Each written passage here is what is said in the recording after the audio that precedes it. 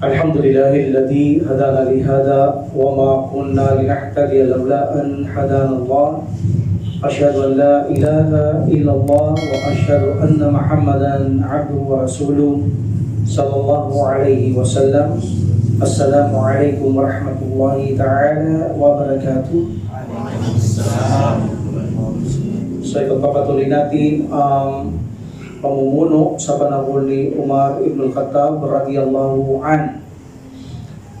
So itong si Umar bilang pangalawang khalifa radhiyallahu an, alam niya ang pamumuno ito ay isang pangrelihiyon na gawain at ito ay pagkakataon upang mapalapit din sa Allah subhanahu wa ta'ala, at mayroon din posibilidad na malaki ang posibilidad na mapahamak din ang isang namumuno kung hindi niya magagampanan ang kanyang pamumuno bilang itong isang pagsubok lamang na itinalaga ng Allah subhanahu wa ta'ala sa kanya na namumuno. At kung ito'y magampanan ng isang namumuno, ang kanyang tungkulin ay karapat-dapat siyang gantimpalahan ng Allah subhanahu wa ta'ala sa kanyang mga mabubuting gawa. Karapat-dapat siyang gantimpalaan ng Allah subhanahu wa ta'ala at dapat siyang papanagutin sa kanyang mga masasamang gawa. So, gagantimpalaan ka ayon sa iyong mga ginawa kung ikaw ay naging mabuting namumuno. Ngunit katotohanan, kung hindi ang namumuno ay gagawa ng kanyang mga katwiran na dapat gawin sa kanyang tungkulin, ito naman ay lalakipan ng Allah subhanahu wa ta'ala ng kalakip na gantimpalang kaparusahan. Itong pamumuno ni Umar ibn al-Khattab radhiyallahu an, ito ay nagampanan niya ang kanyang nagampanan niya. Dalawa, ginagampanan sa panahon niya at hanggang sa nagampanan niya. So karapat-dapat siyang gantimpalaan ng Allah subhanahu wa ta'ala. Ito'y sa kabilang buhay na. Paano naman dito sa dunya? Sa dunya, ang mga namumuno, kung sila ay ginagampanan nila ang kanilang mga tungkulin, karapat-dapat silang bayaran. Karapat-dapat silang bayaran. Kung sila ay naging mga debutante sa kanilang gawain, sa kanilang tungkulin. So meaning mayroong dalawang reward ang namumuno sa kabilang buhay at sa mundong ito. Ganon din, pwede pa kapahamakan sa kabilang buhay at kapahamakan dito, meaning hindi siya bibigyan tulong kapag hindi niya ginagampanan ng kanyang tungkulin. Wala siya karapatang bigyan tulong ang isang namumuno na hindi niya ginagampanan ng kanyang tungkulin.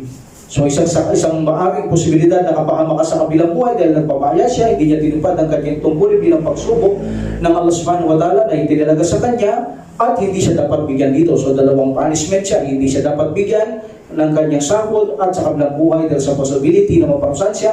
Ngunit kung ginawa niya, siya gagantimpalaan ng Allah subhanahu wa ta'ala sa kabilang buhay at karapat-dapat siyang bayaran sa kanyang pamumuno sa mundong ito. At ito ay ating Sharia. Because the Prophet sallallahu alaihi wasallam ay nagbigay din siya ng mga bayad sa kanyang mga itinalaga na kung saan sila binigyang gawain ng Prophet sallallahu alaihi wasallam at sila naging masunurin, binayaran sila ng Propeta Muhammad sallallahu alaihi wasallam bilang kanilang karapatan na ginagampanan nila ang kanilang mga tungkulin.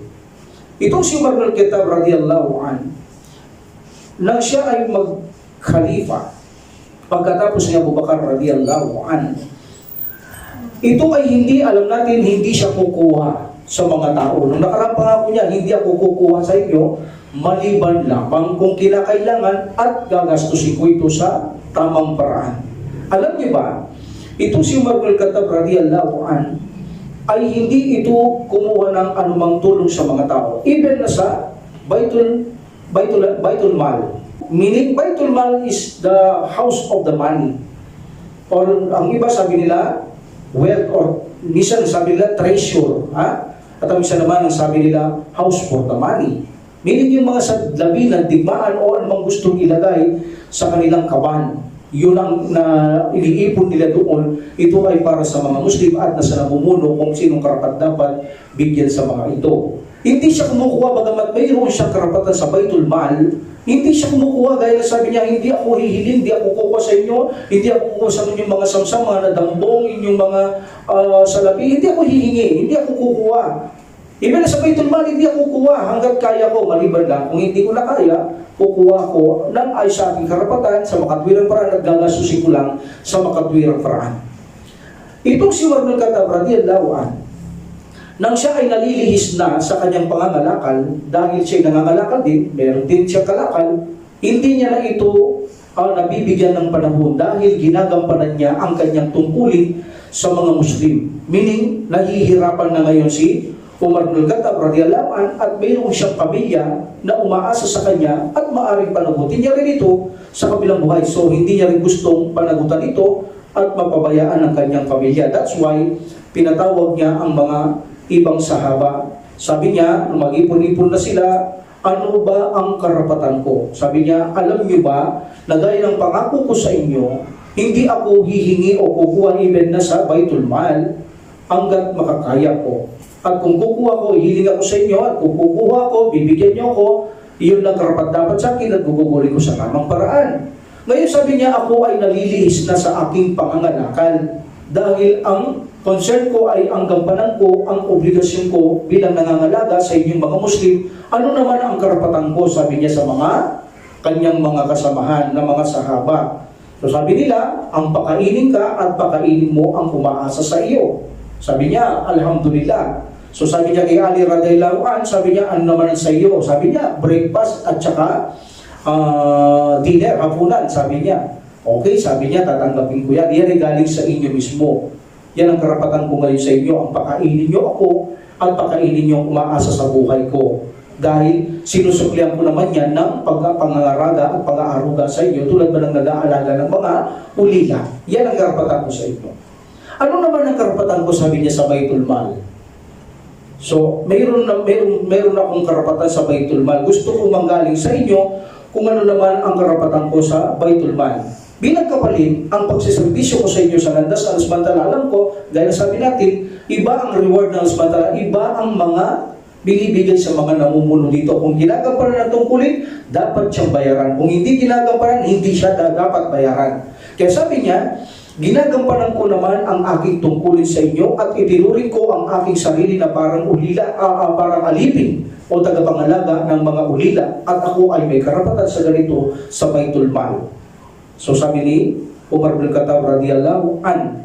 So, anila at aniya at maalam niyo na mayroon din umaasa sa akin ang aking mga pamilya at kung ako'y bibigyan ninyo sa tamtaman at tamang kaparaanan, meaning sa makatwirang batayan at gugugunin ko ito sa makatwirang batayan.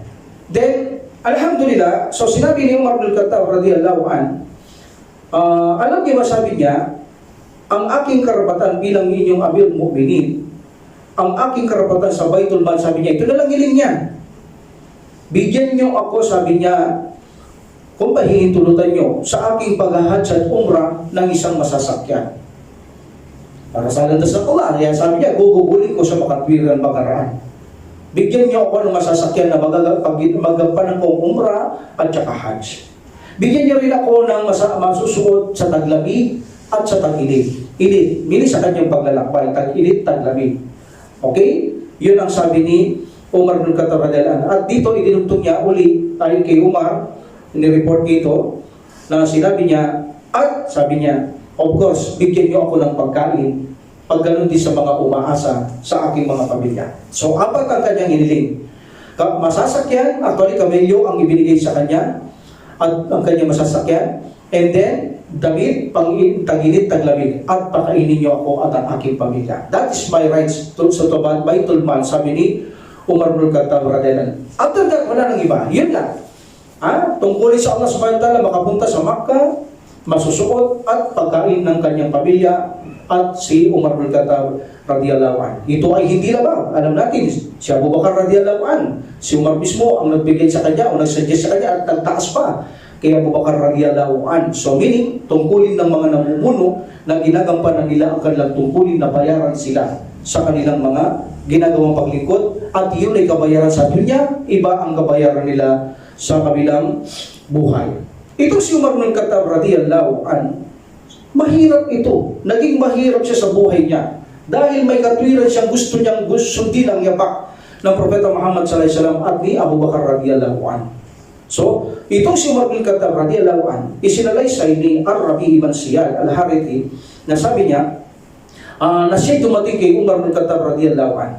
Sabi niya, ako ay nasurpresa. Ako ay nasurpresa sa itsura ni Umar bin Khattab. Sabi niya, at sa kanyang mga pagdadala sa kanyang sarili, meaning yung suot niya, at yung pagkain niya, masyado ako nasurpresa, Amir Mu'minin, sabi niya. That's why, sinabi ko sa kanya, sabi niya, o Amir Mu'minin, sabi niya, ikaw ang karapat-dapat na magkaroon ng pagkain na mainam, magkaroon ng masasakyan na mainam. Sabi niya, at umiinom ko, dapat yung pagkain mo, hindi yung magaspang o mababang muri na ganyan, sabi niya. So, anong ginawa ni Umar bin Khattab radhiyallahu anhu sa kanya? Yung hawak niyang palmera, pinaspas niya sa ulo niya. Pinaspas ito ni Umar bin Khattab radhiyallahu anhu sa taong nagsabi nito sa kanya. And then sabi ni Umar bin Khattab radhiyallahu anhu, wallahi, sabi niya, hindi mo yan sinasabi para sa landas na Allah subhanahu wa ta'ala, kundi sinabi mo lang yan upang mapainahon mo lamang ako. Then sabi ni Umar bin Khattab radhiyallahu anhu, aba sa iyo, kabigatian sa iyo. Alam mo ba, sabi niya, ang kahalintulad ko at kahalintulad ng mga tao? Sabi ng tao, ano ang kahalintulad mo at kahalintulad ng tao? Ang kahalintulad ko, sabi na, ako at ang mga tao ay kahalintulad ng mga maglalakbay at iniwan sa akin ang kanilang salapi. At sinabi na ako'y gugugol sa kanilang landas. Meaning, yung mga naiwan nilang mga pamilya, gugugulin ko sa kanilang mga landas o pamilya nila. Sabi niya, maaari ba akong kumuha dito? Sabi ng tao, hindi. Dahil pinagbili niya sa kanilang mga pamilya. Hindi. Ganon ang aking sitwasyon, sabi niya. Ganon ang aking sitwasyon. Hindi ako maaaring kumuha, meaning, ng mga kayamanan ninyo o baitul mal na hindi hihigit o hindi makatwiran. Paano ko bibiling masarap na pagkain, masarap na inumin, masasakyan magagara, masusunod na ano? Hindi ko yan kailangan. Hindi ko yan magagawa dahil ang tungkulin ko ay ibigay sa mga tao ang karapatan nila at hindi yung unahin ko sa sarili ko. That's why pinalo siya ni Umar bin Khattab radhiyallahu anhu. Gusto niya kasi mapahamak ang Khalifa. Ito ang pagkaintindi ni Umar, nagmamalasakit, ngunit ang kabaligtaran ay kapahamakan kay Umar bin Khattab radhiyallahu anhu, kaya pinaspas niya ito sa kanyang uluhan. So dito nakita ng mga pukaha, ang marami silang desisyon sa paggugol na nakuha nila kay Umar bin Khattab radhiyallahu anhu. Ilan dito ang nakuha nila na ipinapahintulot sa Khalifa na sila ay bayaran sa kanilang mga trabaho o gawain, tulad ni Abu Bakar, alam natin, at si Umar bin Khattab radhiyallahu anhu, sila ay tumanggap ng kabayaran. So ito ay katanggap-tanggap. So dito, alila, kung hindi ito gagampanan ng pinuno ang kanyang tungkulin, wala siyang karapatan na bayaran. Wala siyang ikatiting na karapatan na bayaran kung hindi niya gagampanan ang kanyang obligasyon. Now, ang tanong, kung kailangan ba o hindi kailangan pa ba rin silang bayaran? Yes. Kita nyo? In Sharia, kahit hindi nila kailangan, ngunit karapatan pa rin nilang bayaran. Ngunit hindi nga lang sila samantala ni Abu Bakar at ni Umar bin Khattab radhiyallahu anhu. Sapat lang ang gusto. Pero ang totoo ay karapatan pa rin silang bayaran dahil ginagampanan ng trabaho nila kahit hindi na nila kailangan. Why? Anong katwiran ng mga pukaha? Halimbawa, sabi ni Ibnul Munir, rahimullah, sabi niya, preferable kasi sa mga namumuno na ginagampanan nila ang kanilang tungkulin na bayaran sila kahit hindi kailangan. Anong katwiran niya? Sabi niya, dahil lalo nilang gagalingan ang kanilang pamumuno, pamamahala, kung sila ay tatanggap ng karapat-dapat bagamat hindi na nila kailangan, lalo nilang gagalingan. Sa papanahon natin, meaning, apply ito, but hindi natin magkatulad si Umar bin Khattab o Abu Bakar radhiyallahu anhu, hindi sila humihingi ng labis. Pero ito ay kung ito ay alinsunod sa ating pananampalataya na mas mainam silang bayaran kahit hindi na nila kailangan dahil sa ganitong sitwasyon, dahil ang mga pinunong ito ay makatwiran, mahintatakutin at makatarungan, tiyak na lalo nilang dodoblihan ang kanilang mga trabaho. Kaya sabi nila, kung hindi kailangan o kailangan, dapat pa rin silang bayaran. Now, dako tayo sa kalendaryo ng pananampalatayang Islam. Ang kalendaryo ng pananampalatayang Islam ay nagsimula lamang sa panahon ni Umar bin Khattab radiyallahu an. Okay. So minsan kasi, ito yung malaking tulong na nagampanan sa pinitulog ng semanta, na nagampanan yung Umar bin Khattab radiyallahu an. Kasama ito sa isang pag-unlad na magkaroon ng malaking epekto ito, nagkaroon ng malaking epekto sa kultura ng pananampalatayang Islam, ang magkaroon ng kalendaryo. Alhamdulillah. So ang report dito, ang dahilan kung bakit nagkaroon ng pasya si Umar bin Khattab radhiyallahu anhu na gumawa ng kalendaryo, because sabi niya, ni-report ni Maimun Ibn Mahran, na sabi niya, isang kasing dokumento na ito ay napetsahan na dokumento na dumating ito kay Umar bin Khattab radhiyallahu anhu na buwan ng Syaban. So tinanong niya ngayon, ito bang Syaban na ito na nakalagay dito, sabi niya sa mga kasama niya, nakaraang bang taon o darating taon o itong taon na ito, sabi niya. So sabi niya, alam niyo ba, sabi niya, mas mainam siguro gumawa tayo ng kalendaryo. Nang sa ganun, sabi niya, ito ay maging sanggunihan ng mga kamusliman para hindi sila nalilito. Yan. Nag-decide siyang gumawa ng kalendaryo ng mga kamusliman. Okay? So tinanong niya ang mga sahaba, sabi niya, mag-suggest sa akin kung anong kalendaryo gusto niyong gawin natin. So sabi nila, gawin natin ang kalendaryo ng mga Byzantine. Okay? Ang mga Roman. So, ngunit sabi nila, ang kalendaryo ng mga Roman, kung ito ang ating gagamitin, masyado ng mahabang panahon nito. Dahil ang bilang nito ay mula pa sa panahon ni Dulkarnain. Sabi nila, that's why marami ang hindi agree. Okay, sabi nila, ano pa ang gusto nyo? So, ba't hindi natin gamitan ng Persian? Ang kalendaryo ng Persian, sabi nila. Ngunit marami din ang hindi kumag-agree. Dahil ang kalendaryo Persian, every time na may mamuno sa kanila, pinapalitan nila kalendaryo, binabago nila ulit. Halimbawa, namumuno ito, may kalendaryo. Pag namatay, itong namumuno, uulitin niya yung kalendaryo para sa simula naman ng namumuno. That's why hindi sila umagri. Alhamdulillah. Now, sabi nila, tingnan natin, sabi nila, ang alis ng Prophet sallallahu alaihi wasallam doon sa Makkah. Subukan natin pag-usapan. Pumalis sa Makkah, papuntang Madina. Sabi nila, how many years bang nag-stay sa Madina ang Prophet sallallahu alaihi wasallam? Sabi ni Umar bin Khattab radhiyallahu anhu, 10 years, sabi nila. Okay. Dito, napagkasunduan na ng simulan ang kalendaryong Islam sa paglalakbay ng Propeta Muhammad sallallahu alaihi wasallam. Mula sa kanyang paglalakbay hanggang patungol Madina, 10 years. So, naging hijra ang ating kalendaryo. That's why they call this hijra. Ang kalendaryo natin, after hijra. Nakita nyo, AH. After hijra, pagkatapos ng hijra, doon sinumalang kasi ang kalendaryo natin. Now you know, after hijra or hijra, bakit tayo hijra? Because sinimulan ang kalendaryo, pagkasimulang maglakbay ng Prophet sallallahu alaihi wasallam mula Makkah patungong Madina. Alhamdulillah. So alam natin, itong years na ito, baka nagtataka kayo, mayroon ng 12 years, 12 months. Sa Al-Quran nakalagay na ang 12 months. Nakalagay na rin ang mga pangalan ng 12 months. Ang problema lang, walang kalendaryo, hindi alam kung anong unang buwan, pangalawang buwan, pangatlong buwan. Pero mayroon na tayong dalil mula sa Quran o Sunnah na ang 1 year ay 12 months. Like for example, Allah subhanahu wa ta'ala said, Inna iddatasyuhuri indallahi isna asyara. So meaning, ang bilang ng buwan sa Allah subhanahu wa ta'ala, meaning sa isang taon ay 12 buwan. So at mayroon na rin itong mga pangalan. Nakikita yung Shahrul Ramadan. Diba? Makikita niyo yung apat na month na sakir. 7, 11, 12, and 1. The Muharram. Okay? The Dulqada, Dulhijjah, Muharram and Rajab. That is a sacrament. Nakalagay na ang mga buwan at saka 1 year na pangalan ng buwan. Ang gusto lang ni Umar radhiyallahu an, gawing kalendaryo, ilagay kung anong unang buwan, pangalawang buwan, yun ang gusto ni Umar bin Khattab na mangyari. At remember, ang kalendaryong hijra may ikhtilaf, walang zero. Nagsimula sila sa 1, ang sabi naman ng iba, mayroong 0. 0, 1, 2, 3, 4, 5. Ang iba naman, ang sabi nila, 1, 2, 3, 4, 5, 6, 7, 8, and 10. Ganun ang kanila. But majority, walang 0. Nagsimula ito ng 1. Okay. So, lumitaw na ang hijra. Meron ng hijra. Magsisimula ang paggawa ng kalendaryo mula sa paglakbay ng Prophet sallallahu mula Makkah to Madina. Now, ang tanong, ano ang mauuna namang buwan? Ito ang magiging problema na kasunod dito.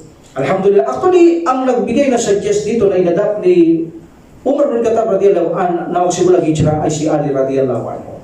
Inadapt yan, tinanggap yan ni Umar bin Khattab radiyallahu anhu na tanggapin ang suggest ni Ali radiyallahu anhu mula sa paglakbay ng Prophet sallallahu alaihi wasallam sa Makkah to Madina, doon umpisa ng kalendaryong Islamic.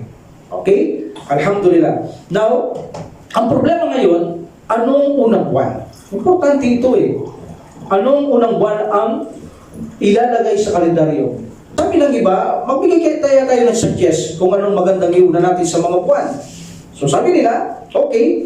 So sabi nila, yung prophet birth, pagkasilang ng Prophet sallallahu alaihi wasallam yung buwan na yun, lagay natin. Sabi naman ng iba, no, yung simula ng kanyang misyon. Yun ang ilagay natin yung pagsimula ng kanyang misyon. Ang sabi naman ng mga iba, hindi yung pagsimula ng hijra. At ang sabi ng iba, hindi pagsimula ng kanyang kamatayan. So sabi nila, may problema tayo sa pagkapanganak at pagsimula ng misyon. May ikhtilaf sa taon eh. Sabi nila. At kung lalagay naman natin sa pagkapanganak ng Prophet sallallahu alaihi wasallam, malulungkot tayo palagi natin maalala ng Prophet sallallahu alaihi wasallam. Sa bawat dumarating ang unang taon, nalulungkot tayo na alala natin, mas mainam na iwasan natin, sabi nila. Okay.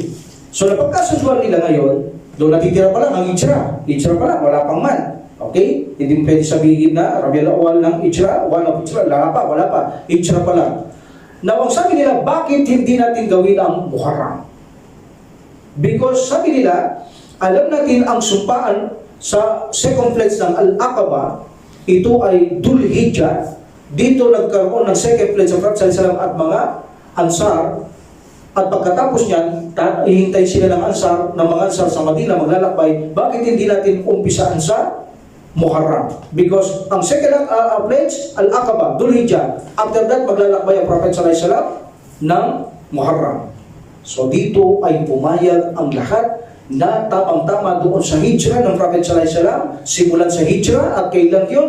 Al-Aqaba at Al-Aqaba, Dhul Hijjah, pumasok doon sa Muharram. Alhamdulillah. This is the most accurate, appropriate, ito sabi ni Ibn Hajar rahimullah, na kung saan ang hijra, tapos ang mat, umpisaan sa Muharram. That's why, ang simula ng kalendaryong Islamic ay Muharram. At ito ay malaking tulong, mahalaga ito, na kung saan sa buong mundo, mga Muslim nagkaroon ng pagkakaisang kalendaryo na kahit anong sekta ay walang kumukontra dito. So malaking contribution ito ni Umar bin Khattab radiyallahu anhu.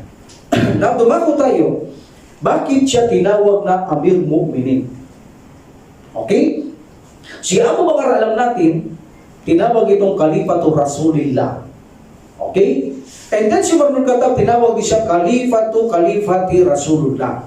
So kung meron na namang kalipa, sabi nila Khalifati Rasulullah. So mahabang masyado, sabi nila. Bakit hindi tayo mag-isip ng ibang itatawag kay Umar bin Khattab radiyallahu anhu? Actually, sa isa siya mismo nagbigay nito. Pero dito, unahin muna natin ito. Sabi ng mga ibang kumpanyo, sabi nila, total sabi nila, ya Amir Mu'minin, kami ay mananampalataya at ikaw ay pinuno. Ikaw ang Amir. Bakit hindi ka tawagin Amir Mu'minin? So dito, tinawag si Umar bin Khattab radiyallahu anhu, Amir Mu'minin. Alhamdulillah, sabi niya. So meaning, siya ang kauna-una ang tinawag na Amir Mu'minin. The meaning is, pinuno ng mga mananampalataya. Walang nauna sa kanya na tinawag na ganito, maliban kay Umar bin Khattab radiyallahu anhu. Sa isang salaysay kung bakit siya tinawag na Amir Mu'minin, minsan, si Umar bin Khattab radiyallahu anhu, sumulat siya. Sabi niya, ito ay galing kay, what is this? Khalifati Rasulullah, meaning, Khalifa ni Abu Bakar at Khalifa ni Propeta Muhammad sallallahu alaihi wasallam. So dito, sumulat siya na kung saan nagpapadala siya, si Umar ng dalawang katao mula sa Iraq. para tanungin niya ang mga taong ito mapagkakatiwala, kailangan niya para tanungin niya kung ano sitwasyon doon, anong pamumuno doon. So nagpadala siya sa namumuno doon, magdalawang tao sa Madina upang tanong niya, siyasatin ang sitwasyon doon kung ginagampanan ng namumuno ang kanyang tungkulin doon at kalagayan ng mga tao doon. So dito inutos ng namumuno o gobernador ng Iraq na si Labid ibn Rabi at Adi ibn Hatim radiyallahu anhuma nang sila'y makarating sa Madina, pumasok sa masjid at sabi nila kay Amir ibn al-As radiyallahu an, sabi niya, humihingi kami ng pahintulot na makapasok kay Amir Mu'minin. So sabi ni Amir ibn al-As, Amir Mu'minin pa, tama yan, magandang katawagan sa kanya yan. So pumunta siya kay Umar ibn Khattab radiyallahu an, pagkatapos niya magbigay ng salam at si Amir Mu'minin, sabi niya, ya Amir Mu'minin, mayroon naghanap dalawa sa iyo, yung pinatawag mo. Sabi niya, kaya Amir ibn al-As, bakit mo tinawag na Amir Mu'minin? Sabi ko, Amir ibn al-As, sabi ko, ito kasi si David at si Adi, dumating sila, radiyallahu anhuma. Ang sabi nila, humihingi ng permiso sa iyo, tinawag nilang Amir Mu'minin. At sabi ko, magaling ang tawag layaan. That's why sabi ko, tama ang tawag ninyo. That's why tinawag kitang Amir Mu'minin. On that day, tinanggap ni Umar ibn Khattab radiyallahu anhu, ang tawag sa kanya ay Amirul Mu'minin. Amirul Mu'minin. Iyan ang tawag, bata, matanda, babae, lalaki, Amirul Mu'minin ang tawag sa kanya. Sa isang report, siya mismo ang nagbigay. Ito yung sinasabi ko sa inyo, na siya mismo ang nagbigay. Sabi ni Umar, kayo ay mananampalataya. Ako ay leader. Okay, from now on, tawagin niyo ako Amir Mu'minin. Meaning mismo si Umar din sa isang kasaysayan na siya ang nagpatawag na Amirul Mu'minin. Dahil masyadong mahaba, kalipat o kalipati. Pag dumami ng kalipa, tatawagin mo ng gano'n na haba. That's why nagsuggest siya, tawagin niyo na lamang ako ng Amirul Mu'minin. So ganyan ang kasaysayan kung bakit siya tinawag ng Amirul Mu'minin para hindi umaba yung kalipat o kalipati Rasulullah. Okay? Alhamdulillah. Now, puntaan natin ang pinakamamahalagang katangian, pag-uugali ni Umar ibn Khattab. Nung nakaraan, nakita lang natin ang kanyang pagtatanggol sa Islam, kung paano siya magmalasakit, kung paano niya pagtanggol ang Islam, pag niloloko ang Islam, kapag dinadaya ang Islam, kung paano niya pagtanggol, pagmalasakit ito. Now, sa kanyang mismong ugali naman, ang puntahan natin si Umar ibn Khattab radiyallahu anhu. Alam natin ang pinakamahalagang pagkatao ni Umar ibn Khattab radiyallahu anhu ay ang pananalig niya sa Allah subhanahu wa ta'ala. At ang tunay na pagkatao ni Umar ibn Khattab radiyallahu anhu ay ang pag-asa niya na ang kabilang buhay ay mapaghandaan niya. Ganyan ang taong ito. Uulitin ko, ang pinakamahalaga sa pagkatao ni Umar radiyallahu anhu ay ang kanyang pananalig sa Allah. At ang kanyang pangalawang motibo ay ang paghandaan ang kanyang kamatayan o paghandaan ang araw ng paghuhukom. So sa pamamagitan nito, naging balanse siya sa kanyang buhay. Naging balanse siya sa kanyang buhay si Umar ibn Khattab radiyallahu anhu. Ang kanyang lakas, dahil yan ang inawakan niya, ang kanyang lakas ay hindi nagpapahina ng kanyang pagkapantay-pantay. May mga pinunong hindi siya pantay-pantay, namumuno, kinikilala niya, kinikilingan ng mga gusto niya. Siya hindi. Kahit na siya ay malakas, hindi ito nagpahina sa kanyang pagkapatas-patas. Kahit na siya ay namumuno, hindi nagpahina sa kanya ang habang. Naging mahawain at pahabangin siya. At kahit na sabihin natin mayaman pa siya, kung gusto niyang yumaman, pero hindi naging nagpahina sa kanya ang kababaang loob kay Umar ibn Khattab radiyallahu anhu. That's why dapat siyang tulungan ng Allah subhanahu wa ta'ala. At itong si Umar ibn Khattab radiyallahu anhu, alam niya ang kahulugan ng tauhid. Alam niya ang batas ng tauhid. Allahu Akbar. Tulad na pinag-aaralan nating akida o tauhid, kasama dyan, alam niya ang batas na ito, ang tauhid at kaalaman sa tauhid na ito. Mayroon siyang tiyak na pananampalataya, pagtanggap, pagsuko, pagmamahal, sincerity o pagiging iglas ni Umar ibn Khattab radiyallahu anhu. At mayroon siyang maliwanag na pag-unawa sa tunay na kalikasan mula sa kahulugan ng tauhid. Allahu Akbar. At ito ang isang dahilan kung bakit siya nagkaroon ng malalim.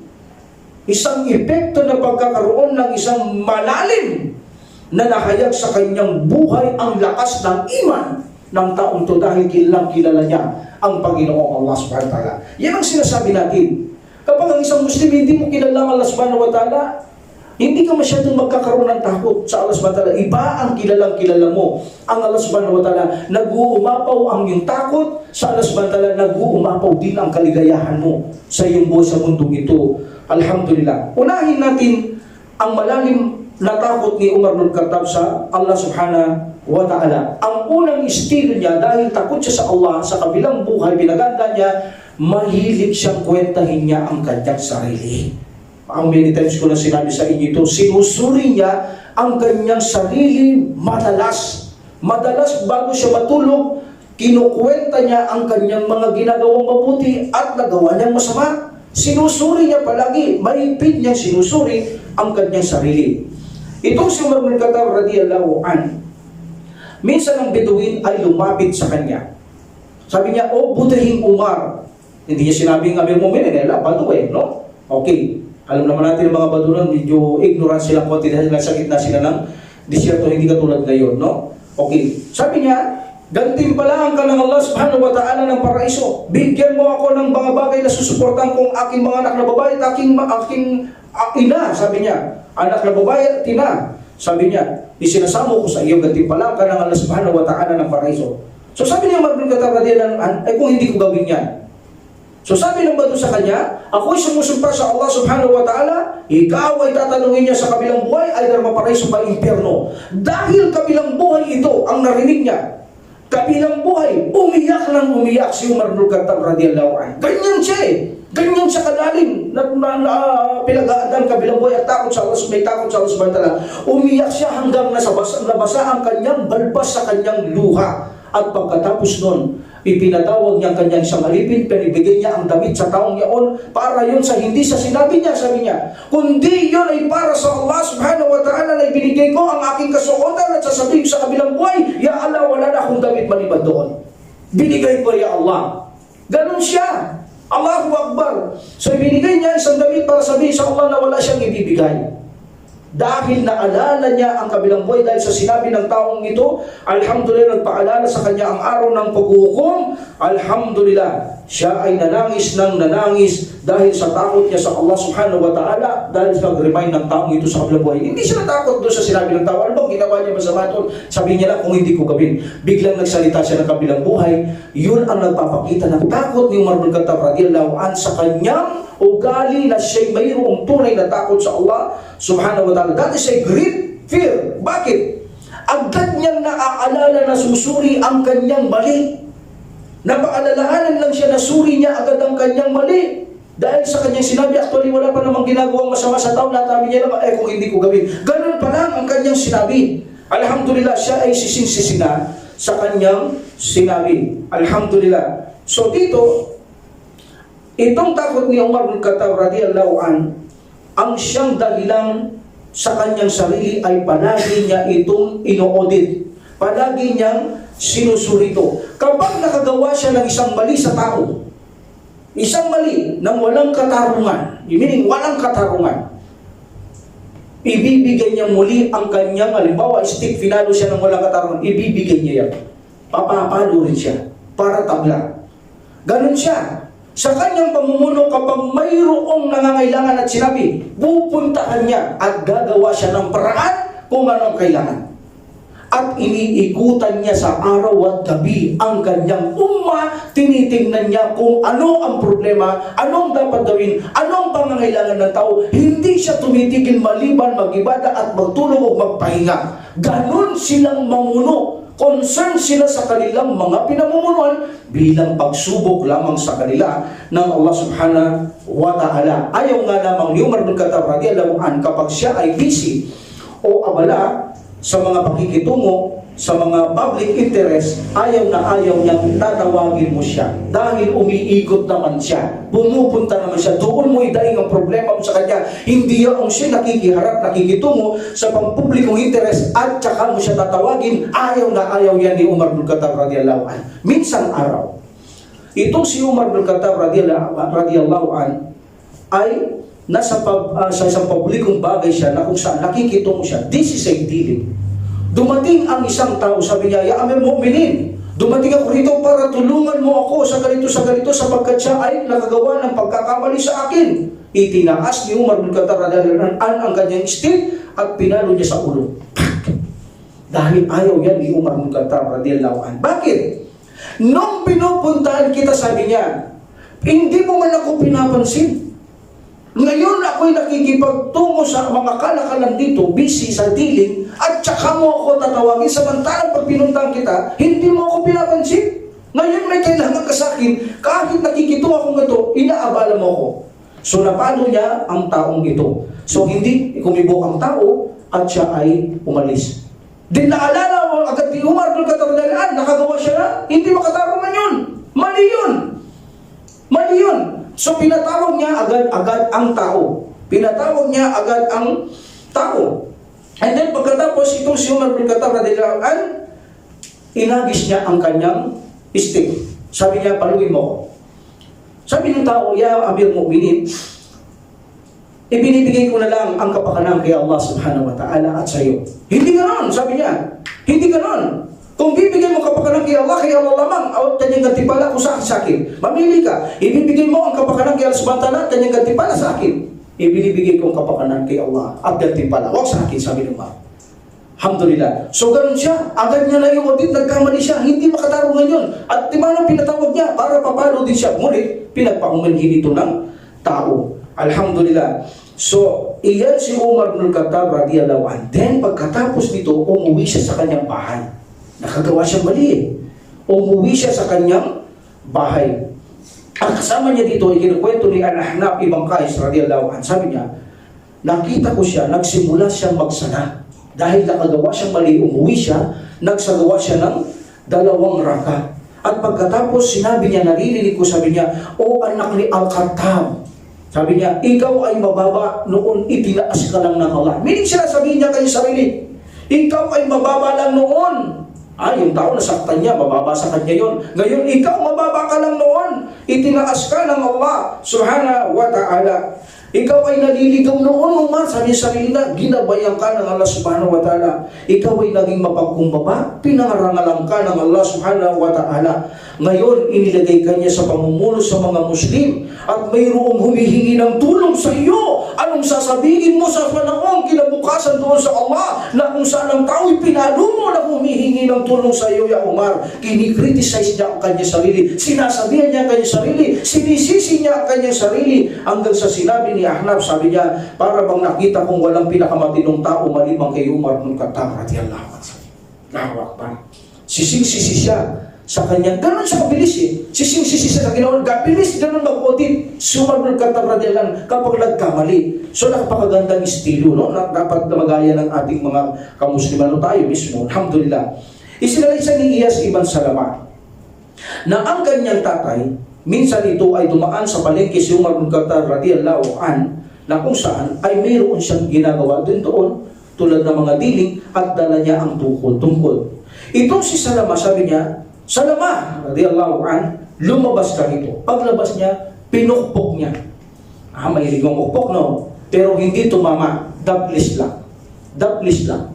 So, even na mayroong pagkakamali si Salama sa kanyang pangangalakal sa palengke, hindi niya dapat nagawa yun. Pero tao lang eh. Gaya ng sabi natin, si Omar, mabagsik eh. Pag may nagkakamali, sinabi niya naman, ang aking bagsik, bibigay ko sa mga nagkakamali. Gumagawa lang, hindi makatarungan, ilalagay ko sa kanila ang aking tapang eh. Diba? Sabi niya naman yun eh. So, ito si Salama, there's a possibility may nagagawa siyang mali sa kanyang pangangalakal. Tinawag niya, pinalabas at pinalo niya, ngunit the police na gamit, sabi ni Salama, tumama sa akin. At tumalis ako, sabi niya, hindi ako kumikibok. Sabi ni Salama, pagpapatuloy niya radhiyallahu anhu. So, nung sumunod na panahon, sabi niya, nung sumunod na taon, sabi niya, nakita kami muli sa palengke. Sabi niya, Salama. So, si Salama, nagulat siya. Baka nung paluhin na naman yung Umar bin Khattab radhiyallahu anhu. So, lumabas ito, sabi niya, may plano ka bang mag-hajj? Umrah, sabi niya. Sabi niya, meron, Amir Mu'minin. Sabi niya, bakit? Sabi niya, kinuha niya ako sa kanyang kamay. Meaning, hindi siya umibo. Sinama ako ni Umar bin Khattab o Amir Mu'minin sa kanyang bahay. Hindi siya umibo, hawak niya at hindi niya ako binitawan hanggang sa karating ako sa kanyang bahay. At pagkatapos binigay siya sa aking bag, sabi ni Salama, naglalaman ng 600 dirhams. Allahu Akbar. Malaking pera noon ito. 600 dirhams. Sabi niya, Salama, gamitin mo ito, sabi niya, kapalit ng nagawa kong pagpalo sa iyo. Allahu Akbar. Ha? Isang taon lang nakararaan pero hindi nabura sa isipan ni Umar ibn Khattab na dapat niya mapawihan. Sabi niya, gamitin mo ang pera niya sa iyong pag-hajj, meaning at saka sa umrah, ito ang kapalit sa nagawa kong pagpalo sa iyo. Daplis lang yun, ha? Daplis lang. Alhamdulillah, sabi nitong tao si Salama, actually, may mu'minin, hindi ko na naalala yan, kundi mo lang sinabi, naalala ko lang ngayon yan, sabi niya, Allahu Akbar. Ganon siya kabilis. Ganon kabilis mag-audit, kasi dahil sa matagal na panahon, hindi pinababayaan ni Umar ibn Khattab radhiyallahu anhu na matabunan niya yun. Ha? Alhamdulillah. So, itong si Umar ibn Khattab radhiyallahu anhu ay palagi niyang ino-audit ang kanyang sarili dahil katwiran niya bago mahuli ang lahat, kailangan niya ito mabura ang pagkakamali bago dumating ang araw ng pagsusulit. Dahil pinag-aandaan niya talaga ang araw ng pagsusulit. At alam natin, si Umar ibn Khattab radhiyallahu an ay mayroon siyang katwiran na kung saan ay siya ay hahatulan ng Allah subhanahu wa ta'ala ayon sa timbang ng kanyang mga ginawang mabuti at masama. At sinabi niya sa mga tao madalas, ihanda ninyong yung sarili sa dakilang araw ng paghuhukom. Palagi niyan sinasabi, maghanda kayo dyan, maghanda kayo dyan. Sabi ni Umar ibn Khattab radhiyallahu an, bago pa dumating ang araw ng paghuhukom na wala kayong maitatago sa harapan ng Allah subhanahu wa ta'ala. So, ito ang isang dakilang takot ni Umar ibn Khattab radhiyallahu an. Paano niya nagagawa ito? Sa kanyang pagsusuri, agad niya itong pinapalitan ng mabuti. Bakit? Dahil takot siyang maparusaan sa Allah subhanahu wa ta'ala sa kabilang buhay. Kaya sabi niya, kung ang isang tupa ay mamatay sa isang pampang, nangangamba akong baka panagutan ko pa yan sa Allah subhanahu wa ta'ala. Kaya, alhamdulillah, itong si Umar ibn Khattab radhiyallahu anhu, makikita niyo ang kanyang takot na mayroong sakat na kung saan nakawala, siya ang humahabol sa sakat na kamilyo. Hinahabol niya, nakita siya ni Ali radhiyallahu anhu na ang Amir Mu'minin ang siyang humahabol sa nakawalang sakat. Dahil sabi niya kay Ali, ito ay magiging pananagutan ko sa kabilang buhay ang sakat na ito, kaya ako ang umahabol. Gusto sana ni Ali, wag siya, bakit hindi siya mag-utos? Pero sabi niya, ako may pananagutan ito, that's why ako ang ahabol. Allahu Akbar. Ito si Umar ibn Khattab radhiyallahu anhu.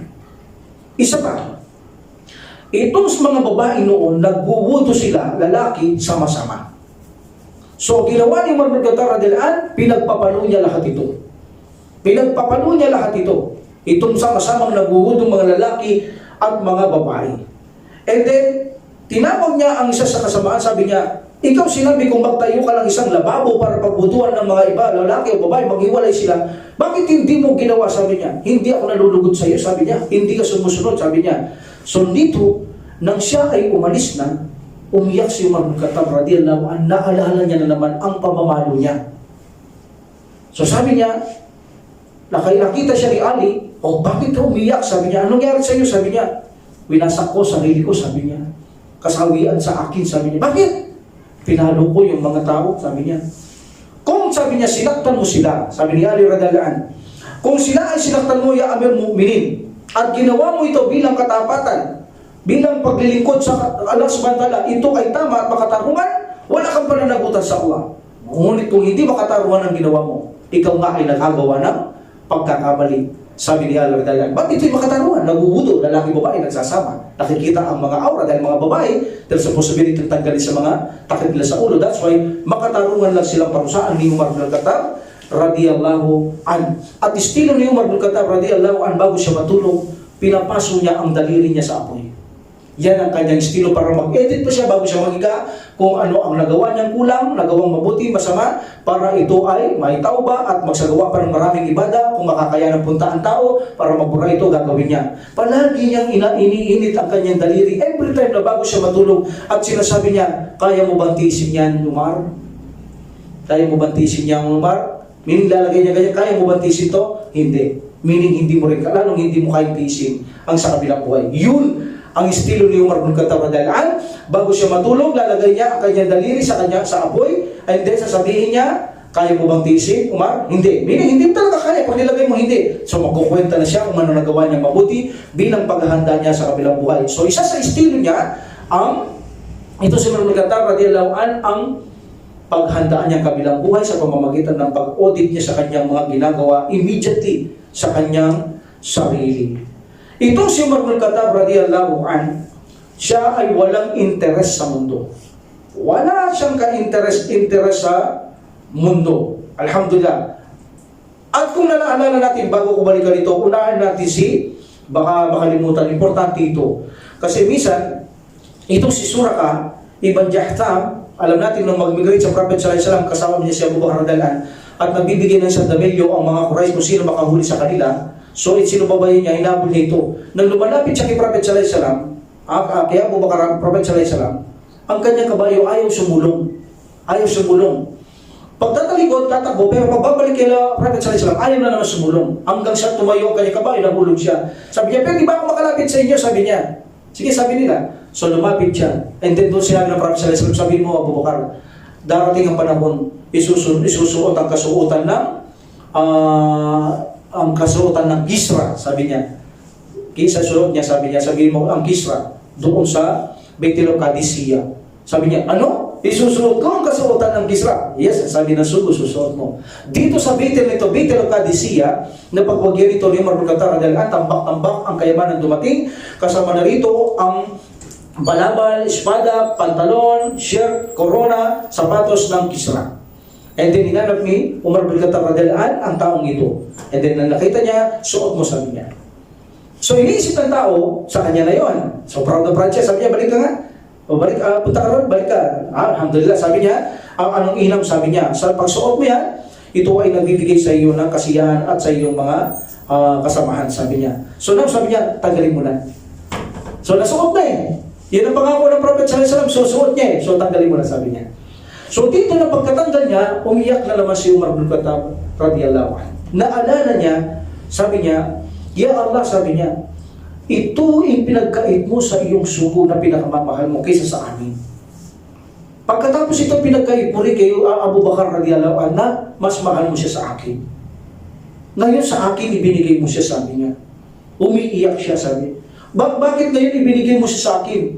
Ginawa mong pagsubok na mabigat sa akin, ya Allah, kung sa akin pa ibinigay ito. Samantala mahal niya naman sila. Bakit sa akin pa? Umiiyak siya dahil ito'y pagsubok sa kanya. Anong sabi niya? Ibenta niyo lahat ito dahil pagkatapos pamigay niyo. Allahu Akbar. Ibenta niyo lahat tapos pamigay niyo. Dahil magiging mitya sa kanya ito kapag hindi niya ginawa ito.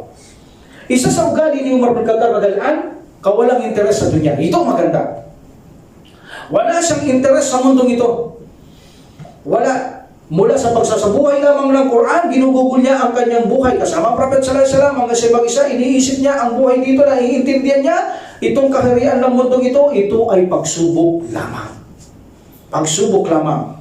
At ang gusto niya ay pagandaan ang kabilang buhay, kaya siya ay malaya sa impluensya ng nakakasilaw at atraksyon ng mundong ito. Ang loob at panlabas, walang pakialam si Umar bin Khattab radiyallahu an sa makamundong bagay. Alhamdulillah. So narating ng kanyang puso ang lalim ng pananampalataya na kung saan talikuran niya ang kasiyahan ng nagining ng mundong ito. Alhamdulillah. Kabilang sa mga conclusion, like for example, itong si Umar bin Khattab radiyallahu anhu, itinuring niya sarili niyang manlalakbay.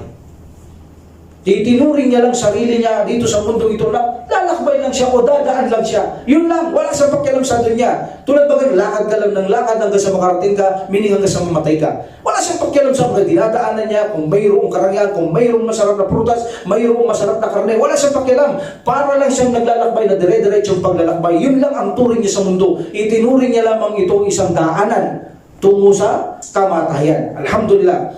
Pangalawa, ito si Umar bin Khattab radiyallahu an ay katiyakan at katotohanan na kung saan ay ginawa niya lamang ang pagiging masunurin sa Allah subhanahu wa ta'ala. At iniisip niya sa harapan ng Allah subhanahu wa ta'ala ang mundong ito ay isa lamang pakpak ng niknik o pakpak ng lamok na walang halaga. That's why hindi ito pinapansin ni Umar bin Khattab radiyallahu an. At iniisip niya itong mundong ito ay hindi pangmatagalan, kundi ito ay pansamantala at anuman meron, iiwanan mo maliban lamang sa iyong mga ginawa. Alhamdulillah. That's why ang buhay ni Umar bin Khattab radiyallahu an ay inubos niya lamang sa makakabuti sa kanyang sa kabilang buhay. Alhamdulillah. So meaning, ang katotohanan na nagugat sa puso ni Umar bin Khattab radhiyallahu anhu na naging dahilan upang hamakin niya. Hinamak niya ang mundo. Hinamak niya ang mundo. Wala siyang pagmamahal sa mundo. Ang pagmamahal niya sumunod sa Quran, sa Bible subhanahu wa ta'ala, paganda ng kabilang buhay, ang siyang dahilan upang nagkaroon siya ng malalim na hamakin niya ang mundong ito, na kung saan ito'y walang kabuluhan at tinakwil ang kasiyaan ng mundong ito. Kasiyaang mapanlinlang at mapanglaro, iniwanan nito ni Umar bin Khattab radhiyallahu anhu, focus lang siya sa Allah, focus sa kanyang tungkulin, focus sa paghahanda sa kabilang buhay. Yan lang ang ating buhay naman talaga dito. Hindi tayo dinikha ng Allah subhanahu wa ta'ala para tayo ay magpakasaya. Kaya nang minsan si Umar bin Khattab radhiyallahu anhu, nadaanan niya ang basura, ininto niya ang kanyang mga kasamaan ng mga sahaba. Then sabi nila, Yamir Mu'minin, napakabaho naman dito mo pa kami tinigil. Gusto ko lamang amuyin nyo, sabi niya. Ang baho, sabi nila. So sabi ni Umar bin Khattab radhiyallahu anhu, ito ang inyong mundong ginagalawan. Meaning walang kwenta. Kung yung basura mabaho, ayaw mo yan, gano'n rin ang mundo. Meaning walang kwenta ito. Ito ang inyong, sabi niya, kinasasabikan ninyo at inyong iniiyakan ng mundo. Ayun, maraming ganitong tao. Kahit Muslim, kinasasabikan, iniiyakan ang mundo. Ito, ganito lang ang mundo, sabi ni Umar bin Khattab radhiyallahu anhu, isang mabaho na walang halaga. Kaya kay Umar bin Khattab radhiyallahu anhu, ang mundo para sa kanya ay walang kakwenta-kwenta, even na kaligayang, kasiyaan, ano man meron dito, ay iniwanan niya ni Umar bin Khattab radhiyallahu anhu. Alhamdulillah, siya ay walang pakialam dahil sabi niya, kung tutuusin, kung gugustuhin namin maging masaya rito, ipag-uutos ko na ipagluto nila ako ng tupa, kambing, ipag-bake nila ako ng mga tinapay, at gawa nila ako ng binabad na pasas para gawin kong alak. Wala akong pakialam, kung gusto ko lumigaya, gagawin ko yan. Sabi ni Umar bin Khattab radhiyallahu anhu. Ngunit, sabi niya, mas hinigit kong pinili ang iligtas ko ang aking sarili sa harapan ng Allah subhanahu wa ta'ala kaysa sa kagalakan, pangsamantalang yan sa dunyang ito. Alhamdulillah. So ganun si Umar bin Khattab, kaya niyang gawin na magpakaligaya siya, ngunit mas pinili niyang iligtas niya lamang ang kanyang sarili sa kabilang buhay sa harapan ng Allah subhanahu wa ta'ala. Meaning wala siyang pakialam kung ano ang masarap dito, ano ang mga kaligayahan dito. Walang pakialam dito si Umar bin Khattab radhiyallahu anhu. Sapagkat sabi niya, napag-isip ko, napagtanto ko na kung saan ang mundong ito ang siyang sisira sa akin sa kabilang buhay kung akin siyang papansinin. Tama. Sabi niya, kung papansinin ko ang mundong ito, siya ang sisira sa akin sa kabilang buhay. Ngunit, kung papansinin ko ang kabilang buhay, ito ang sisira sa makamundong buhay. Sabi ni Umar ibn Khattab radhiyallahu anhu. That's why, focus niya sa kabilang buhay, na sinira ito ng ang dunyang ito dahil sa kanyang focus. Kaya sabi niya, kung po-focus ka sa dunya, masisira ang hangarin mo. Meaning, kapag dunya ka ng dunya, mawawalan kang interes sa kabilang buhay. Kaya kung kabilang buhay ang gagawin mo, interes mo, mawawalan ka naman ng interes sa makamundong buhay. So, ganyan si Umar bin Khattab radhiyallahu anhu. At minsan, nakita siya na kung saan nakasuot siya ng izaryo o balaban, itong si Umar bin Khattab radhiyallahu anhu, at siya ay nagbigay ng sermon, nakita nila, mayroong 12 tagpi ang kanyang suot. 12 tagpi ang kanyang suot. Meaning, wala siya talagang kasuotan. Biro mo, tagpi-tagpi na lamang ang kanyang sinusuot. At minsan din, nahuli siyang magkutba sa mga tao. Sabi niya, mingi ako ng pagmanhin sa inyo. Sabi niya, nahuli ako. Ang dahilan lamang, sabi niya, ay nilabang kasi ang kasuotan ko at wala akong ibang susuot maliban dito. Meaning, pinatuyo muna na oras siya, kaya hindi siya agad nakarating. Meaning, ganun lang siya kahirap. Ganun lang kahirap si Umar bin Khattab radhiyallahu anhu. Isa pa sa kasaysayan, si Umar bin Khattab radhiyallahu anhu, from Madinah to Makkah, so makikita natin, kapag siya'y naglakbay, makikita mo na wala siyang tolda. Wala. Kapag siya'y sisilong, maglalagay lang siya ng balabal sa harapan at saka siya sisilong. Yun lang ang kanyang dala-dala. Walang tolda. Makikita mo ang kanyang simpleng buhay. Alhamdulillah, nakasilong siya sa balabal, pagtapos nakaupo lang siya sa lupa, sabi ng kanyang mga companions. Ganon si Umar bin Khattab radhiyallahu anhu. Alhamdulillah. So meaning, namumuno siya mula silangan hanggang kanluran pagkatapos. Ganon lang ang kanyang dala-dala at ganon lang ang kanyang inupuan. That's why ang kanyang anak na si Absa, ito maganda. Minsan makita niya ang kanyang ama, Hafsa, asawa ng Propeta Muhammad sallallahu alaihi wasallam, anak ni Umar bin Khattab radhiyallahu anha. So, anak ito ni Umar bin Khattab radhiyallahu anhu.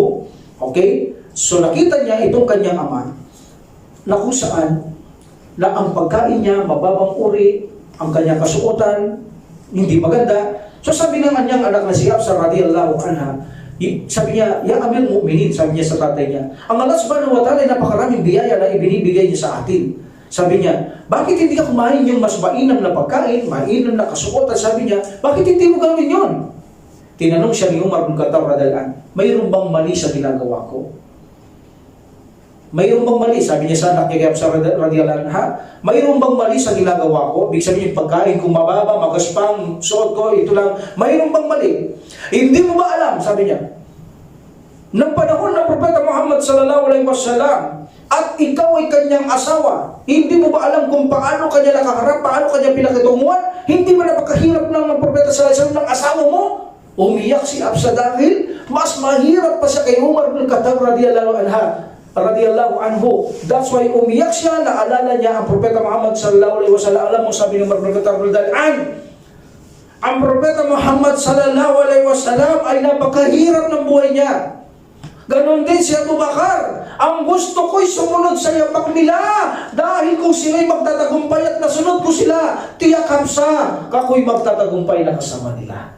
Allahu Akbar, inspirasyon niya ang dalawa. Lalo na ang Propeta Muhammad sallallahu alaihi wasallam, wala siyang pakialam sa kaginawahan, sa kasiyahan, kaligayaang panlilinlang sa mundong itong si Umar bin Khattab radhiyallahu an. Alhamdulillah, iyan si Umar bin Khattab radhiyallahu an, mas hinihigit niya ang kabilang buhay na paghandaan dahil sabi niya, kapira niya, ito ang buhay na tunay at ito ay buhay na walang kwenta, peking buhay na hindi mananatili mapakailan paman. That's why ang focus niya ay ang tunay na buhay sa kabilang buhay. Itong si Umar bin Khattab radhiyallahu an, isa rin itong banal na tao. Isang may kabanalan ng mga gawain. Ito si Umar bin Khattab radhiyallahu an. Minsan itong si Umar, pinatunayan niya sa isang report na sinabi ni Abu Sa'id ibn Umar ibn Sabah Rumada ibn Abi Talha al-Yamari, na sinabi niya mayroong isang mga pagkain kung saan matatamis na pagkain na dinala kay Umar. Sabi niya, ipamigay niyo. See? Ganun siya kabanal sa mga gawain. Ipamigay niyo sa o ikaw, pamigay nyo, sabi niya, pamigay nyo. Ayoko, sabi niya, hindi bigyan ng mga tao at sabihin sa akin ng Allah subhanahu wa ta'ala, hindi ako nagbibigay sa mga tao. Sasabihin niya sa kabilang buhay sa akin at nagtago lang ako natabi sa aking buhay, sa aking sarili. Ibigay nyo, sabi, pamigay nyo. Allahu Akbar. Ganon si Umar bin Khattab radhiyallahu anhu. Minsan, ang kanyang alipin, kumuha siya ng gatas sa Baitul Mal, na kung saan ang Baitul Mal, mga baka ito, okay, nasa pastulan ang mga ito, kumuha siyang gatas. Because ang kanilang kamelyo ni Umar radhiyallahu anhu, dinedi ng kanyang mga anak na ubos, kumuha doon ng kanyang alipin. And then, sinabi ni Umar bin Khattab radhiyallahu anhu, saan galing yan? Sabi niya, sa mga kamelyo Baitul Mal. Kabigatian sa inyo, sabi niya. Kabigatian sa inyo, sabi niya. Hindi siya kukuha doon. Maliban doon sa hiningi niya. Kabigatian sabi niya sa iyo. Bakit mo kami binibigyan yan? Anong gusto mo? Ang sabihin ako ng Allah subhanahu wa ta'ala na sa kabilang buhay, isa akong hari na walang gawang katarungan, hindi gumagawang makatarungan. Sabi niya, okay, patawag mo mga tao. So dito, sinabi ng mga katapatan, itong gatas na ito ay wala akong karapatang uminom. Ito ay Baitul Mal. Ngunit kung pahihintulutan niyo ko, iinom ako.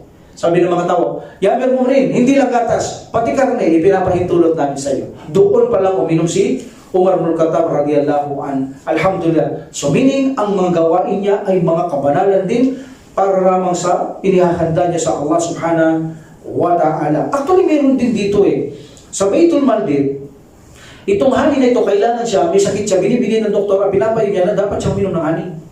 Ngunit, sa Baitul Mal, ayaw niya. So, hanggat hindi siya binigyan ng mga tao.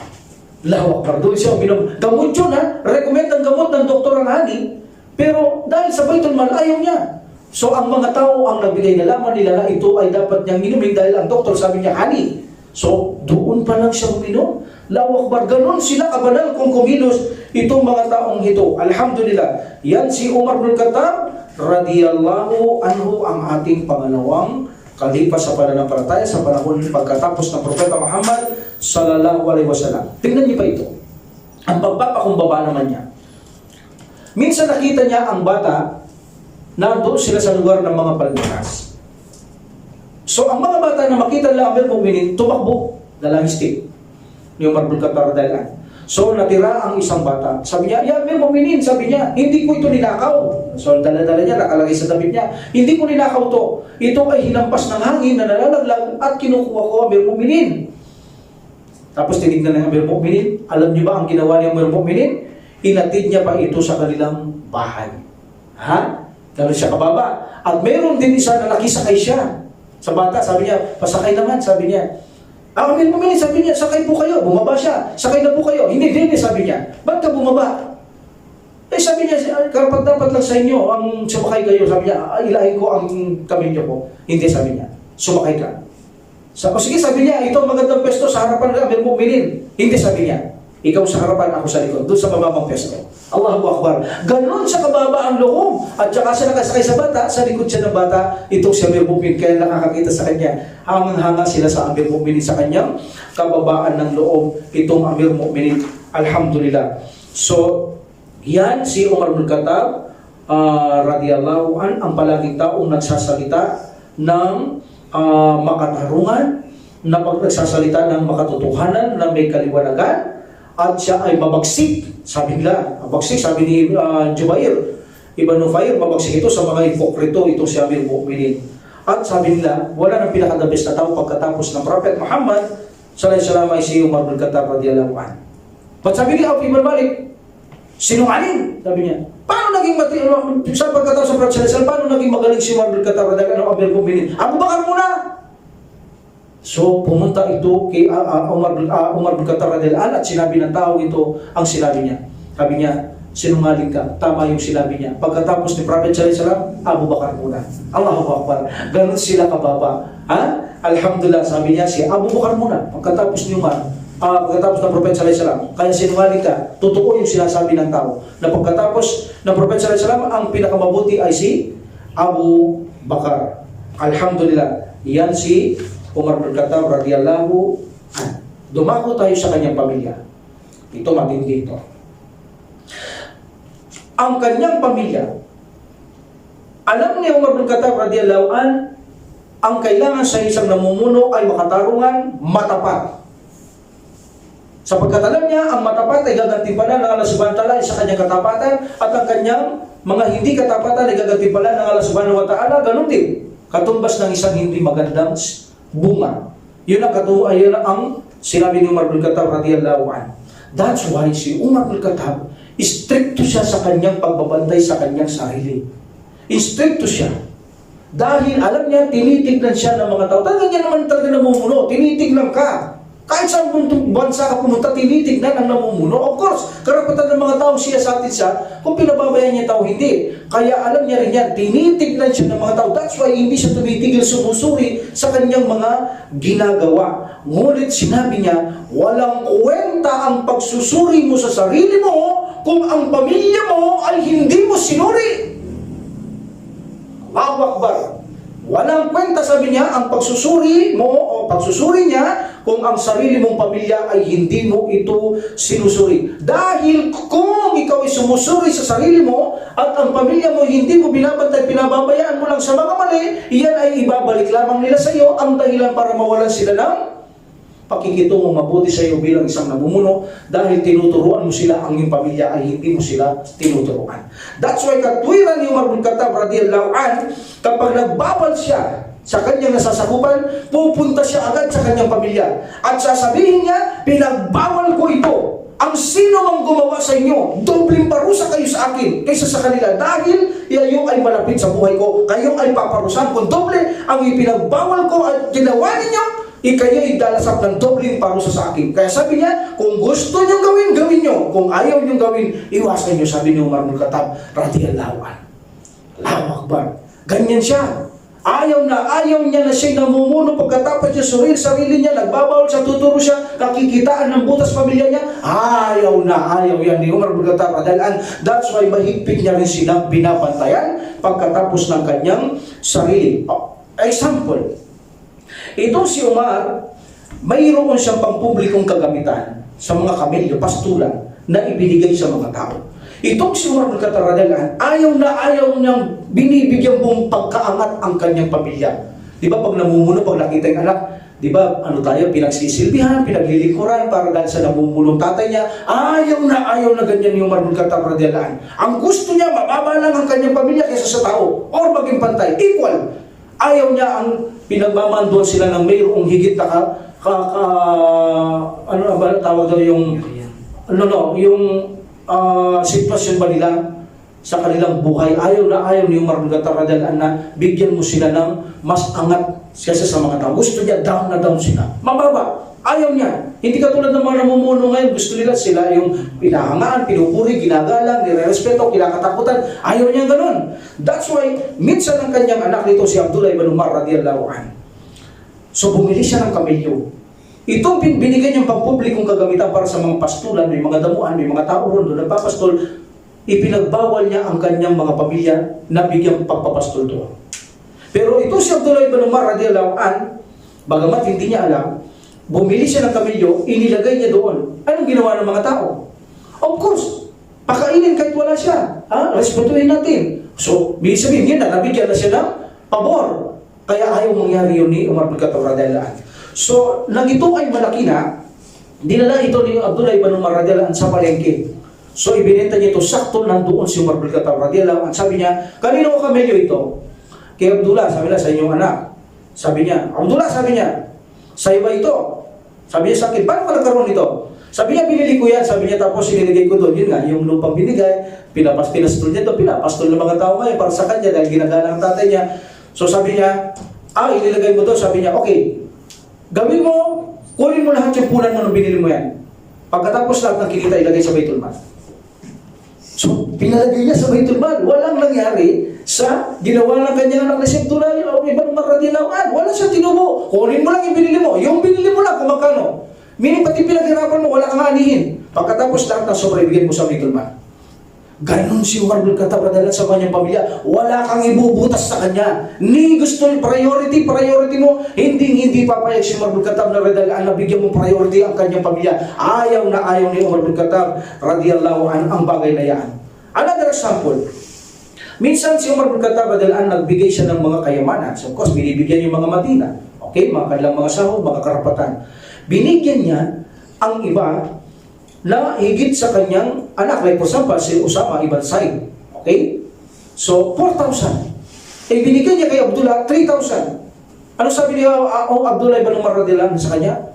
O aking ama, sabi niya. Binigyan mo si Usama ibn Zaid 4,000. Samantalang ako 3,000. Hindi ba sabi niya higit kang mainam sa kanyang ama? Hindi ba sabi niya ako'y anak ng memory ko, mainam higit sa kanya? Sabi niya, o aking anak, sabi niya.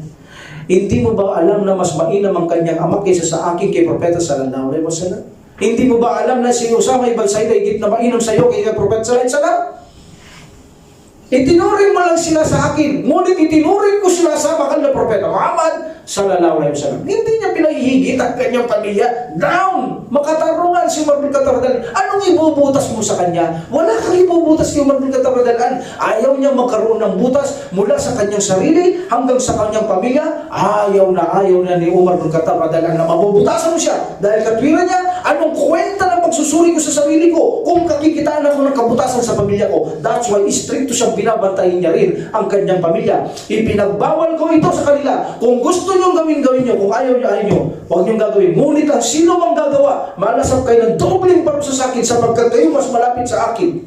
Pamilya ko kayo. Kayo ang lalasap ng dobleng parusa sa aking kalupitan. That's why mahigpit si Umar bin Khattab dahil sinasadya man, karapatan man, o hindi man, walang masama. Ayaw niya na ang kanyang pamilya ay nakakahigit sa tao para hindi mainggit. Walang kakitaan ng anumang pagbibigay pabor ni Umar bin Khattab dahil sa kanyang pamilya. Palagi niyang ibinabagsak kanyang sarili, palagi niyang ibinabagsak ang kanyang mga pamilya sa pinakamabang level sa isa sa mga taong pangkaraniwan. Another example.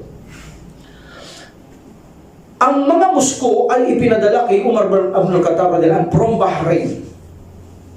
Okay? So, pinadala ang musko, pabango. Okay? So dito, si Umar bin Khattab radhiyallahu anhu, sabi niya, sino kayang babae ang magtitimbang sa pabango? Lawak. Pabango, patitimbang mo para ipamahagi mo.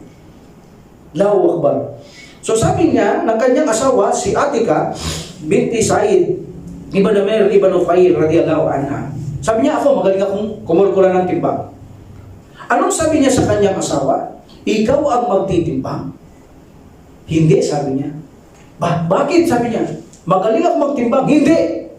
Dahil ayoko, sabi niya, na ikaw ang magtitimbang ng pabango at ilulusot mo ang iyong daliri sa isang pabango at ipapahid mo sa iyong leeg, ibig sabihin na kalamang ka sa tao.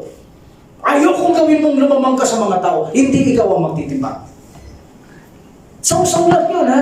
Para ilagay na nilihati ka sa kanyang leeg para mabango. Hindi yan ipinahintulot ni Umar. Dahil katwiran niya, kahit nakatiting na butil, alam niya, hindi makakalusot sa Allah subhanahu wa ta'ala sa araw ng paghukom yan. That's why ingat na ingat siya. Sinusuri niya ang lahat ng bagay na maaaring mangyari. Bagaman ito titingnan mo, no problem naman yun. Sayad niya ng konti. But ang Allah subhanahu wa ta'ala, alam niya ang lahat ng bagay na pagkamakatarungan at hindi pagkamakatarungan.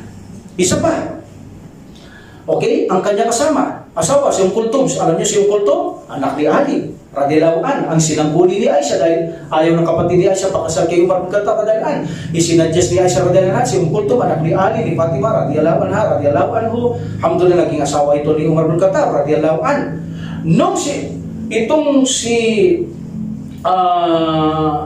hari ng Byzantine, okay? So tinigilan na siyang inatake ni Umar bin Khattab radhiyallahu anhu dahil bigo na sila. So dito ay nagpadala si Umar bin Khattab ng sulat. Okay? Ito naman si Kulthum binti Ali Ibn Abi Talib radhiyallahu anha, nagpadala siya ng pabango doon sa asawa ng hari, sa reyna. So, ginawa pa ng reyna, sabi niya, asawa ng hari, tinawag niya mga babae, sabi niya, binigyan ako ng regalo, sabi niya, ang asawa ng hari nila, meaning ang hari tinutukoy niya, si Umar bin Khattab radhiyallahu anha, radhiyallahu anhu. At sabi niya, at binigyan ako ng pabango ng anak ng propeta. Meaning, anak ng propeta, tinutukoy niya, anak siya ni Ali, si Fatima, anak ng propet Muhammad sallallahu alaihi wasallam. That's why, nung ang kanyang envoy, itong si Umar bin Khattab radhiyallahu anhu, pabalik sa Madina, nagpadala rin ang babae ng napakamahal na alahas para kay Kulthum radhiyallahu anha. Napakamahal na necklace. Alam naman natin yan, mayayaman yung mga yon. So pinadala niya. Nang makarating kay Umar, ang isang sulat na response ng hari at nakita niya ang necklace. So itinabi muna ni Umar radhiyallahu anhu at sila ay nagsagawa ng sala. At pagkatapos ng sala, sabi niya, kanino nararapat ang alahas na ito? Sabi nila, kung kanino ibinigay na regalo ng asawa ng hari, karapat-dapat lamang sa kanya, sa iyong asawa na si Kulthum. So sabi nila, ibalik mo sa asawa mo yan, regalo sa kanya. Sabi niya, ni Umar bin Khattab radhiyallahu anhu, yung mga ibinigay mong regalo, may binigay din kasi regalo itong asawa niya, itong si Kulthum, no? Sabi niya, kunin mo ang halaga na magkano ginugol mo sa regalong pinadala mo sa reyna. Tapos sabi sa mga tao, at huwag niyo siyang bigyan ng igit na sobra, ibigay sa Baitul Mal. Allahu Akbar. Regalo sa kanyang asawa, anong masama? Pero dahil katwiran ni Umar bin Khattab radhiyallahu anhu, ayaw niyang kabutasan siya sa mga Muslim.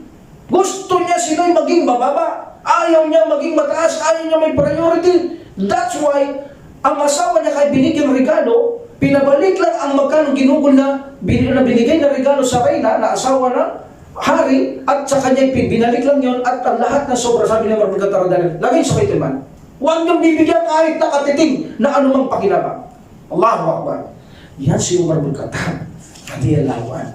Alhamdulillah, ganun siya sa kanyang pamilya kahit bit magbantay.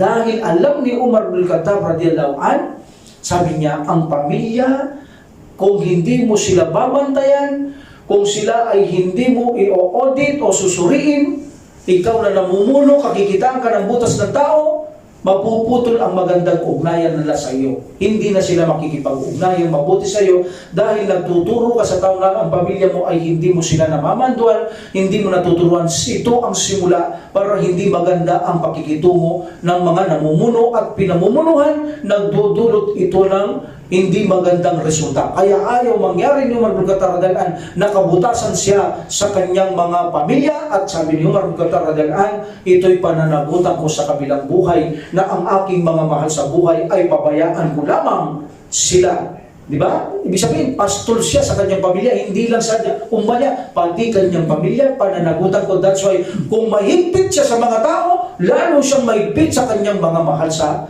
buhay. Ganun si Umar bin Khattab radhiyallahu an. Okay, we will stop here. Subhanakallahumma wa bihamdik, asyhadu an la ilaha illa anta, astaghfiruka wa atubu ilaik. Wa asyhadu anna Muhammad Rasulullah sallallahu alaihi wasallam. Assalamualaikum warahmatullahi taala wabarakatuh. Allah